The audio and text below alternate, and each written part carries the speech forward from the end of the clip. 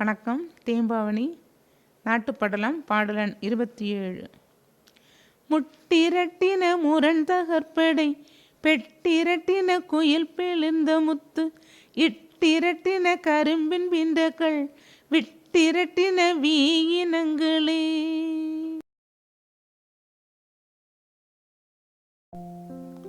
அன்பு நண்பர்களே வணக்கம். தேம்பாவணியில் நாட்டு படலத்தில் 27வது பாடலை நாம் பார்த்து கொண்டிருக்கிறோம். இதுவும் யூதேய நாட்டினுடைய வளத்தை பற்றி பாடுகிறது, அங்கே இருக்கக்கூடிய அமைதியை பற்றி பாடுகிறது.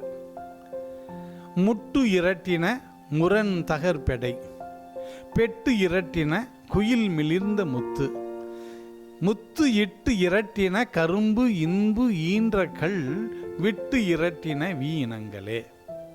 இரட்டின இரட்டின என்றால் ஒளி எழுப்புதல், முட்டுதல், அதாவது ஆட்டுக்கிடாய்கள் முட்டுகின்ற ஒளி முதல் ஒளி.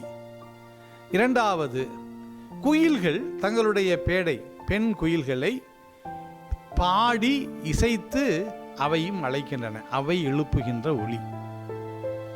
முத்து, அதாவது கரும்பு ஆலையில் இருந்து பிழிகிற பொழுது முத்து முத்தாக அந்த சாறு வடிவது போல அது விழுகின்ற முத்து முத்தாக சொட்டு விழுகின்ற பொழுது ஏற்படுத்துகின்ற ஒளி. மலர்களில் இருந்து தேன் ஒழுகுகிற அந்த ஒளி. இந்த ஒளியை தவிர வேறு எந்த ஒளியும் அந்த நாட்டில் இல்லை. அந்த அளவிற்கு அமைதி. நமக்கெல்லாம் தெரியும் பின் டிராப் சைலண்ட் அப்படின்னு சொல்லி, சின்ன குண்டூசியை கீழே போட்டால் அது விழுகின்ற ஓசை கேட்கப்பட வேண்டும் என்று சொல்லுவார்கள். அதுபோல மலரில் இருந்து வடிகின்ற தேன் தரையில் விழுகிற பொழுது எழுப்புகின்ற ஒளி இருக்கிறதே, அந்த ஒளி கேட்கும் அளவிற்கு அந்த யூதேய நாட்டில் அமைதி.